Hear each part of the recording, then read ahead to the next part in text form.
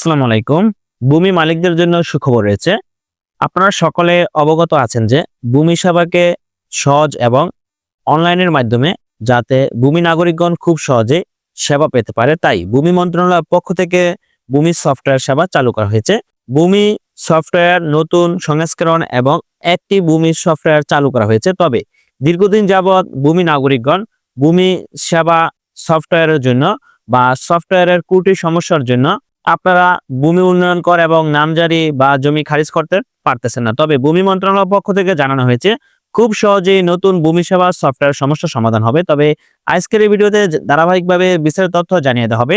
jagonews24.com online পোর্টালে প্রকাশিত একটি প্রতিবেদন। নতুন ভূমি সেবা সফটওয়্যারের সমস্যা দ্রুত সমাধান সম্ভব হবে। সুপ্রিয় দর্শক, যারা ভূমি উন্নয়ন কর, খাজনা এবং জমি জমা নিয়ে খুবই টেনশন আছেন যে কিভাবে অনলাইনে নামজারি করবেন, তবে তাদের জন্য সুখবর নিয়ে আসছে ভূমি মন্ত্রণালয়ের পক্ষ থেকে। নতুন চালু করা সফটওয়্যারগুলোর কারিগরি ত্রুটি ও আন্তঃসমন্বয়ক সংক্রান্ত জটিলতায় ভূমি সেবা পেতে সমস্যায় পড়ছে সাধারণ নাগরিকগণ। দ্রুতই এ সমস্যার সমাধান করা সম্ভব হবে।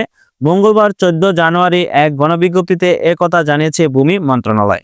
এতে বলা হয়, জনগণকে উন্নত ও সমন্বিত ভূমি সেবা দিতে মিউটেশন, ভূমি উন্নয়ন কর এবং ভূমি রেকর্ড ও ম্যাপের দ্বিতীয় উন্নতকর সংস্করণ চালুর জন্য গত 26 নভেম্বর সন্ধ্যা 6টা থেকে 1 ডিসেম্বর সকাল 9টা পর্যন্ত অনলাইন সেবা বন্ধ রাখা হয়।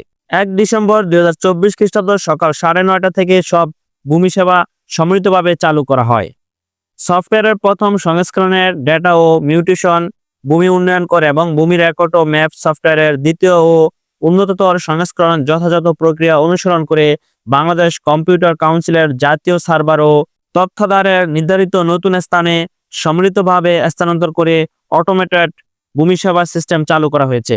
অটোমেটেড ভূমি সেবা সিস্টেমে নাগরিকরা মাত্র একবার নিজ নিজ মোবাইল নম্বর ও জাতীয় পরিচয়পত্র বা অনলাইন জন্ম নিবন্ধন ব্যবহার করে রেজিস্ট্রেশন করে মিউটেশন, ভূমি উন্নয়ন কর দেওয়া বা পর্চা, খতিয়ান, ম্যাপ উত্তোলনের মতো যে কোনো ভূমি সেবা সহজে নিতে পারবেন।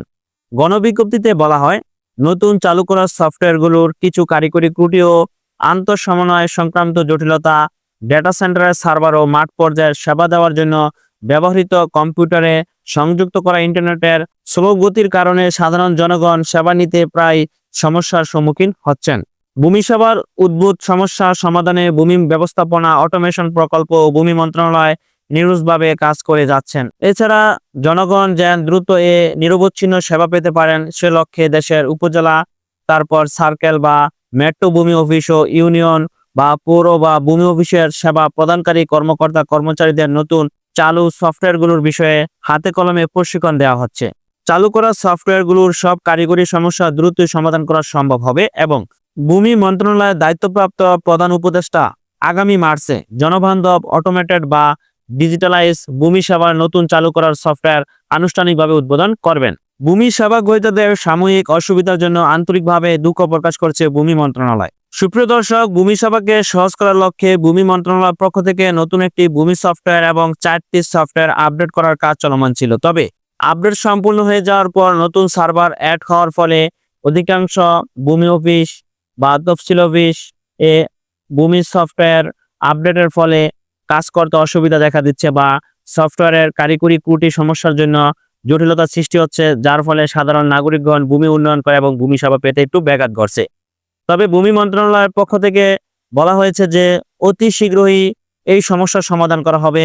যেহেতু ভূমি সেবাকে সহজ করার লক্ষ্যে ভূমি মন্ত্রণালয়ের পক্ষ থেকে যে সফটওয়্যারগুলো আপডেট করা হয়েছে শুধুমাত্র জনগণের সেবাকে সহজ করার লক্ষ্যে, তাই অতি শীঘ্রই ভূমি মন্ত্রণালয়ের পক্ষ থেকে ভূমি সফটওয়্যারগুলো যাতে খুব সহজে সচল থাকে এবং সাধারণ নাগরিক যাতে খুব সহজে ভূমি সেবাগুলো পেতে পারে, তারা নিরুসভাবে কাজ করে যাচ্ছে। সফটওয়্যারগুলো প্রথম সংস্করণ ডেটা ও মিউটেশন, ভূমি উন্নয়ন করে এবং ভূমি রেকর্ড ও ম্যাপ সফটওয়্যারগুলো দ্বিতীয় ও উন্নত সংস্করণের যথাযথ প্রক্রিয়া অনুসরণ করে বাংলাদেশ কম্পিউটার কাউন্সিলের জাতীয় সার্ভার ও তথ্যধারের নির্ধারিত নতুন স্থানে সম্মিলিতভাবে স্থানান্তর করে অটোমেটেড ভূমি সেবা চালু করা হয়েছে। তাই নতুন সফটওয়্যার যেহেতু সংস্কার করা হয়েছে, তাই এটা অতি শীঘ্রই 100% জনগণের ভূমি সেবা সহজ করার লক্ষ্যে সফটওয়্যার সচল হবে। তবে অতি শীঘ্রই সাধারণ নাগরিকদের জন্য ভূমি সফটওয়্যার সেবা 100% সচল হবে, যাতে নাগরিকগণ খুব সহজে ভূমি সেবা পেতে পারে। সো ধন্যবাদ সকলকে, ভালো থাকবেন, সুস্থ থাকবেন, আল্লাহ হাফেজ।